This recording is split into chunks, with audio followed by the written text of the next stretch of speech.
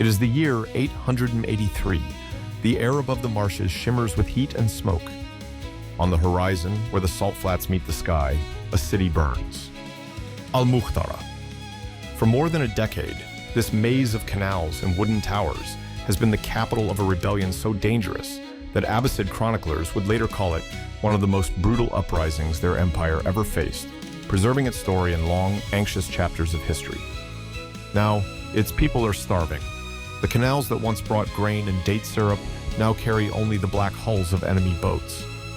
On a raised platform near the waterline, a man who was once a slave, one of the Zanj, stares at a sight he never thought he would see. A small flotilla of government barges glides past the ruins.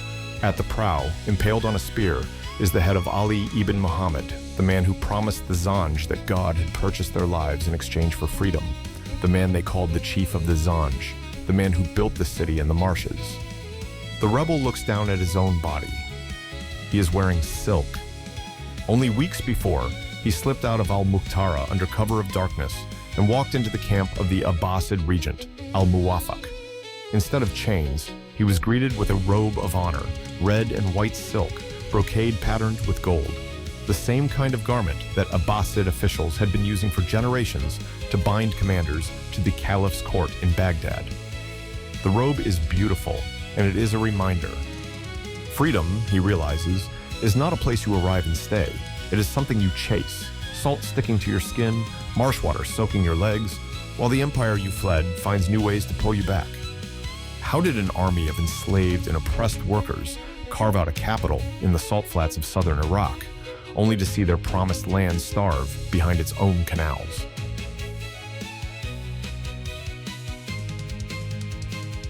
This is Beaten Nomads, History and Myths Awakened. I am your host, and today's episode is Freedom in the Salt Marshes. For the next half hour, we are heading to 9th century Iraq, into the salt flats and marshlands east of Basra, where thousands of Zanj laborers, many of them enslaved Africans, rose up under a mysterious leader named Ali ibn Muhammad. Our central question is this: what did freedom actually look like for the people who joined the Zanj Rebellion, and how did they try to build it, brick by brick and boat by boat, in a landscape that seemed designed to break them? Over the course of this episode, we will follow a clear path. First, the world the Zanj tried to escape: the salt marsh work gangs, the political chaos in the Abbasid capital, and the charismatic outsider who promised a new order.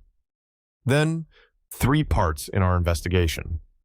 First, we will trace how raids in the marshes became a rebel state with its own capital, al-Mukhtara. Then the path will take us inside the siege, where the Abbasid state turned starvation and silk robes into weapons to break the rebellion. And finally, we will pull back to ask what those nearly 14 years of struggle actually changed, and what the Zanj Rebellion can tell us about the meaning and limits of freedom today.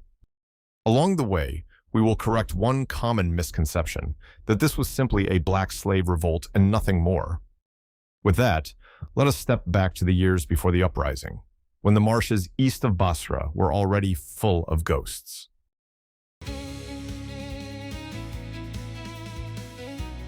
At the empire's center, tax revenues are shrinking.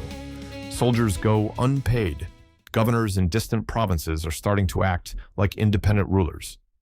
Far from that court, along the canals east of Basra, a different kind of crisis is unfolding. Contemporary and near-contemporary historians al-Tabari, al-Masudi, and later writers like Miskawayh describe how wealthy landowners around Basra acquired vast tracts of marshland and salt flats on the condition that they make them productive again. These lands, part of the fertile Sawad region, had been abandoned after repeated floods and tax disputes. To reclaim them, landowners imported large numbers of enslaved laborers from Africa and other regions, people collectively labeled as Zanj in the Arabic sources. Their work was brutally simple. They were marched out to the Shiraj, the salt steppe, in order to scrape away nitrous, salt-laden topsoil, described as sibak, under a sun that felt like a hammer. Miskawayh, writing about a century later but drawing on earlier accounts, describes these laborers performing terrible work, often half-naked, with little food, and subject to beatings by overseers who exploited their isolation and lack of Arabic to abuse them without fear. They also dug canals, drained marshes, and worked in salt pans, living in disease-ridden camps on the edges of the water. This system had already produced smaller revolts. Al-Tabari mentions earlier quickly crushed uprisings of Zanj laborers in the late 7th century. What was new in 869 was the man who arrived in these marshlands with a different kind of plan. Ali ibn Muhammad. Al-Tabari's history, which compiles reports from earlier eyewitnesses, presents Ali as a shadowy figure whose origins were already contested. The most plausible strand, followed by many modern historians, has him coming from a village called Warzanin near Ray, in what is now Iran, linked through his father's people to the Arab tribe of Abd al-Qais. Ali himself claimed descent from Ali ibn Abi Talib, the Prophet's cousin and son-in-law, and used that claim to present himself as an Alid leader. Chroniclers like al-Tabari and al-Masudi treat this genealogy as a political move rather than a proven fact, and modern scholars generally agree that it was almost certainly fabricated. Before he ever met the Zanj laborers, Ali had already tried rebellion elsewhere. In Bahrain on the Arabian coast, he collected land taxes in his own name and tried to rally locals with a mix of Shia slogans and promises of justice, until Abbasid forces and local elites forced him to flee. He appears in sources in Baghdad and Basra as a wandering agitator, each time trying to tap into existing grievances, each time failing and slipping away again. By the mid-860s, the empire was distracted. The court at Samarra was fighting for its own survival. This was the moment Ali chose to head back into the marshes east of Basra. Al-Tabari reports that he began visiting the work gangs there. He asked about their food, their hours, the beatings they suffered. He told them that their suffering was an injustice before God. And he made them a promise. If they joined him, he said, he would lead them to freedom and wealth. They would no longer scrape salt for others. They would seize land, property, and dignity for themselves. To lock that message in, Ali wove together different strands of religious language. He adopted elements of Kharijite doctrine, a radical early Islamic current, that held that any morally upright believer, even an Abyssinian slave, could legitimately rule.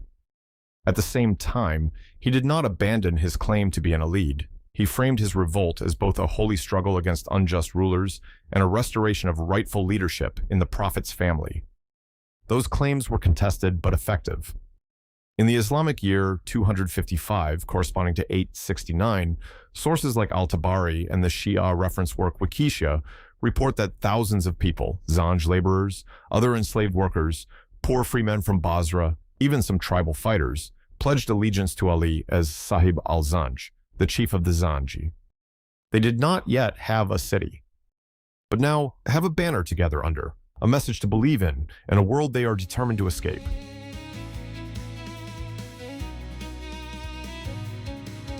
This chapter answers, how did the Zanj turn raids in the marshes into a rebel state, with its own capital, symbols, and imperfect version of freedom? Now, we follow them from work camps to warfare. According to al-Tabari, once Ali had a core group of followers, he moved quickly. Rebel bands began to raid nearby plantations. Their tactics were simple and brutal: strike at night, seize weapons and food, free enslaved laborers, and burn what they could not carry so that landowners and local garrisons could not easily return. Each raid added new fighters. The Arabic chronicles describe a growing coalition: Zanj laborers, other enslaved people, freedmen, poor townspeople from Basra, and Bedouin tribesmen who saw an opportunity in the chaos. Local authorities sent out hastily assembled forces.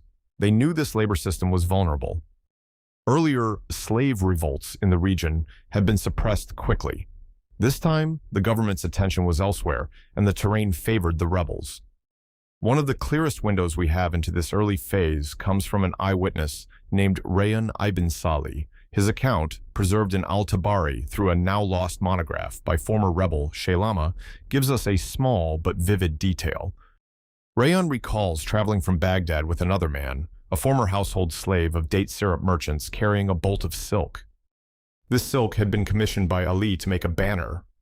On it, in red and green letters, they wrote a verse from the Quran, identified by modern scholars as verse 9:111, about God purchasing the lives and wealth of believers in exchange for paradise in the context of fighting in the path of God, and added Ali's name and his father's. They fastened the silk to a pole. When that banner rose over the Zanj camp, it did several things at once. It declared that this uprising was a jihad, not just a riot.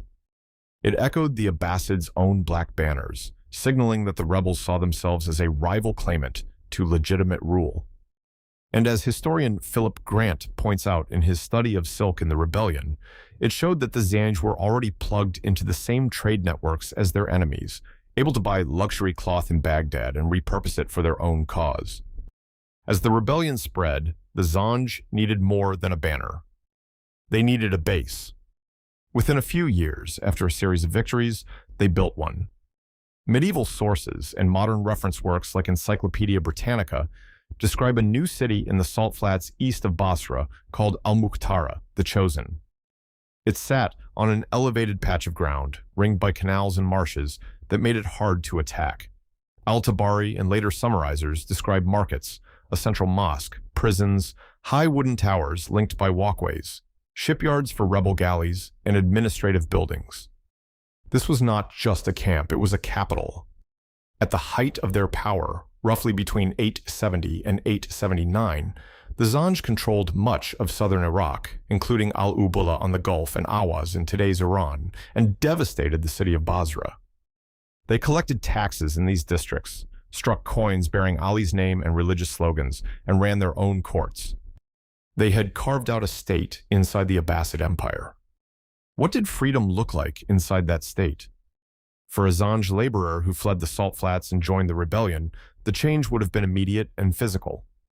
No more scraping Sibak under an overseer's whip. Instead, he might patrol as part of a night raiding party, armed and authorized to seize food, weapons, and sometimes captives from the estates that had once owned him. Some rose through the ranks. Ali organized his forces in a hierarchy, with commanders over units of fighters, borrowing structures from the very army he was fighting. But the chronicles also show that the new order had its own chains. Al-Tabari and later writers note that Zanj commanders, including some of Ali's close lieutenants, owned slaves of their own, especially women taken in raids who became servants and concubines.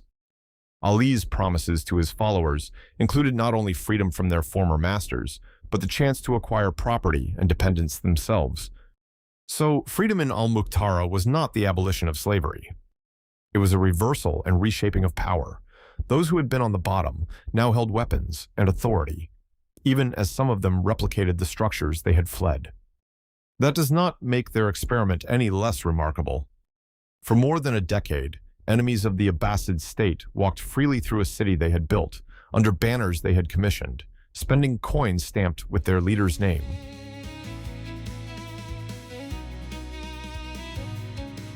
This chapter answers, how did the Abbasid state break the rebellion, and how did siege and silk robes turn freedom in the marshes into a bargaining chip? We are back outside al-Mukhtara in the late 870s.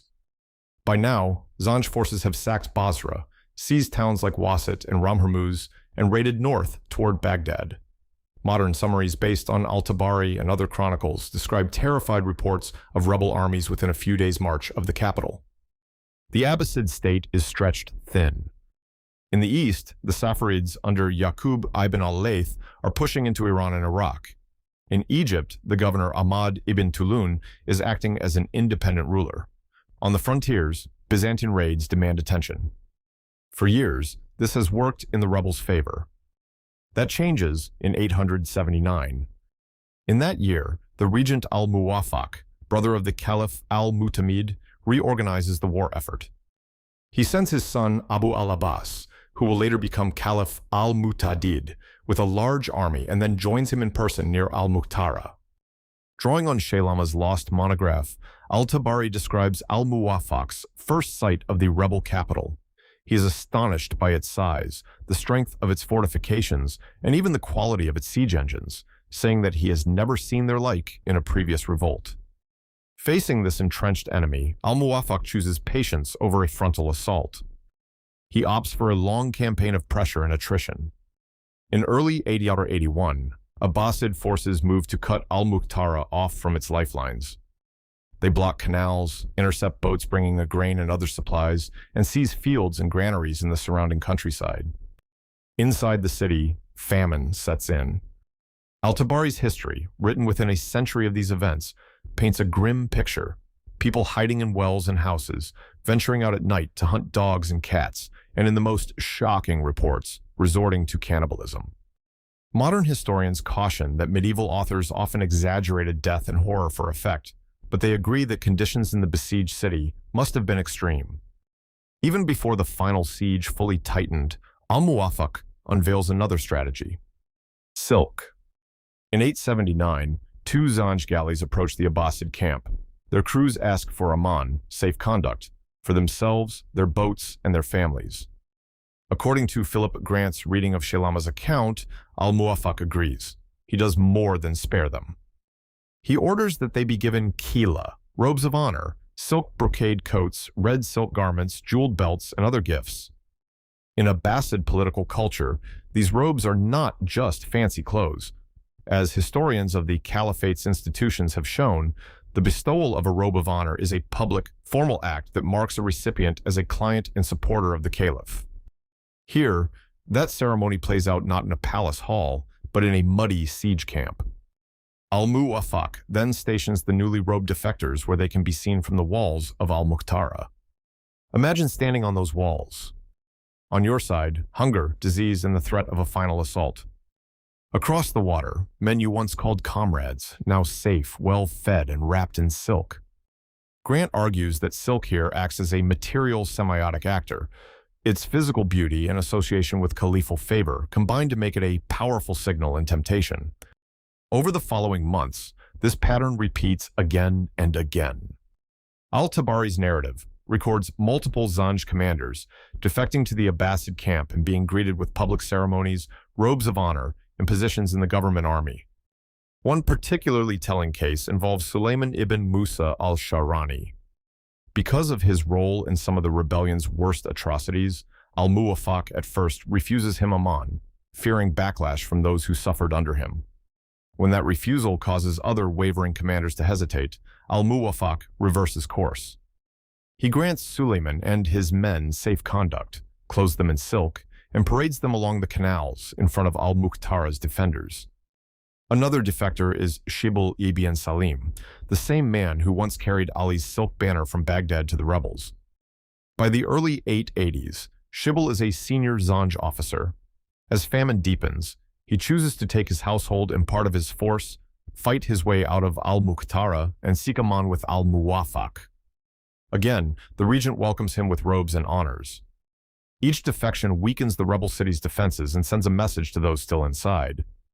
There is, it suggests, another path, not death in the marshes, but reintegration into the empire under new terms.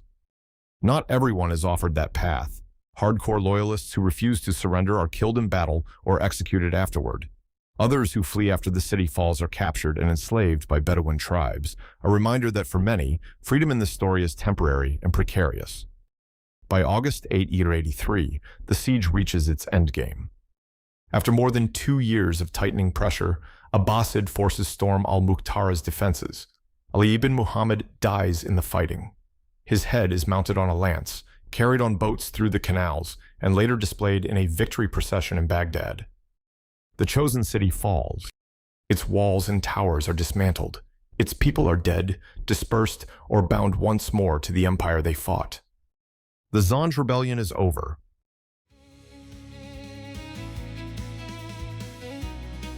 This chapter answers, what was the legacy of the Zanj Rebellion, and what does it reveal about the possibilities and limits of freedom in a world that accepts slavery? Let us zoom out from the burning city. From an imperial perspective, the Zanj Rebellion is a catastrophe. Medieval historians like al-Masudi, drawing on official reports and local memories, describe southern Iraq as devastated by years of raiding, scorched earth tactics, and the destruction of canals and dikes. Basra, once a major port and intellectual center, never fully regains its old status. Modern reference works and research summaries note that the combined impact of the Zanj uprising and later conflicts pushes trade and scholarship toward other cities. The Abbasid state, forced to pour troops and resources into the Marshes, loses effective control of Egypt to Ahmad ibn Tulun's dynasty and sees eastern provinces slip further under the sway of regional warlords like the Safavids. In one sense, Ali ibn Muhammad and his followers do what their enemies feared most. They shake an empire. But if we come back to our central question, the meaning of freedom, the legacy is more complicated. For the Zanj laborers who joined the revolt, freedom meant, first of all, survival and agency. It meant no longer working under the lash in the salt flats. It meant choosing leaders, carrying weapons, and walking streets in a city they had helped to build, in a state that answered to them rather than to distant landlords. For nearly 14 years, that experience was real. At the same time, as Ghada Talami and other modern historians emphasize, the Zanj state did not attempt to abolish slavery itself. Instead, it redistributed who had the right to own and command. Enslaved women captured in raids entered rebel households. Rank-and-file fighters remained dependent on commanders for pay and spoils. Freedom, in this world, was defined against a specific regime of exploitation, the salt marsh labor system, not against hierarchy as a whole. On the other side of the battlefield, the Abbasid state learned its own lesson. The strategy of using robes of honor, silk garments, and other symbols of favor as tools to win over opponents was not new, but in the Zanj War, it was deployed against a mass rebellion of the enslaved and the poor. In later decades, the same strategy would be used again and again with provincial elites. Invest them with silk in public ceremonies, bind them with gifts and spectacle, and make loyalty to the caliph part of their identity. Silk, in that sense, becomes the material flip side of the Zanj's own experiment with banners and coins. The rebels used luxury cloth and minted money to claim authority and autonomy. The empire used silk robes to draw rebels back into its orbit. There is also the question of how this story is remembered. Medieval Muslim historians, writing from elite perspectives, tend to emphasize the rebellion's violence and to portray Ali as an impious impostor, a warning about what happens when the lower orders rise up. Modern scholarship and activism, especially in African diaspora studies, have tried to reclaim the Zanji as part of a longer history of black resistance in the Islamic world, pointing out that East African slaves played a central role in a revolt that lasted longer than many better-known uprisings elsewhere. Here is where myth creeps in. It is common in popular accounts to describe the Zanj Rebellion as a purely black slave revolt of East Africans against Arab masters. The sources, however, tell us that the movement's ranks included not only enslaved Africans, but also other enslaved people, freedmen, poor Arabs and Persians, and tribal allies. Some of its commanders were older local notables, and within the rebel state, some former slaves became slaveholders themselves. To present the Zanj as a unified, modern-style black liberation movement flattens that complexity. A more accurate picture is messier and, in a way, more human. The Zanj Rebellion was a multiracial, multi-status uprising rooted in a shared experience of exploitation, in which enslaved Africans played a crucial but not exclusive role. For a modern audience thinking about freedom, that matters. It reminds us that movements for liberation often rise out of overlapping injustices, race, class, legal status, and that even those movements can reproduce some of the hierarchies they fight. In the end, the warriors of the Zanj did not win lasting independence. There is no abolition decree at the close of this story, no sweeping reform of the Abbasid labor system. But for nearly 14 years, people whom the world treated as tools insisted that they were more. They raised banners in the marshes. They built a capital in the salt flats. They walked streets where, for a time, no overseer could order them back to the salt pans. And even when the chosen city fell, their story stayed on the page, first in the anxious chronicles of the empire they defied, and centuries later in the work of historians rereading those chronicles for traces of resistance.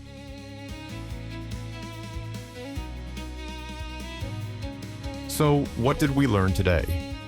In this episode, we asked what freedom meant for the warriors of the Zanj. We saw how enslaved and oppressed workers in the salt marshes around Basra endured brutal conditions reclaiming land for wealthy landowners under a weakening Abbasid state. We followed Ali ibn Muhammad, an outsider from near Ray, who, according to al-Tabari and modern scholarship, promised those workers a mix of religious justice and very practical rewards and led them to build a rebel capital called al-Mukhtara in the salt flats. We watched the Abbasid response, a long siege led by al-Muwafaq and Abu al-Abbas, famine inside the rebel city, and a calculated use of silk robes of honor to turn former rebels back into imperial clients. And we explored the legacy, a devastated region, a shaken empire, and a story that challenges simple labels like slave revolt and asks us to think more carefully about what freedom looks like inside hierarchical worlds.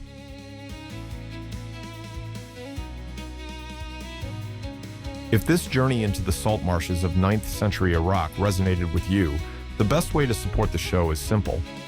Follow Beat Nomads, History and Myths Awakened in your podcast app, and leave a rating or review. It helps more curious listeners find these stories and keeps this kind of deep dive history going. In our next episode, we are moving to the late Roman Republic to witness the last stand of Cato the Younger, an influential conservative Roman senator who chose death over bending the knee to Caesar. Until then, thanks for listening, and may your banners fly high.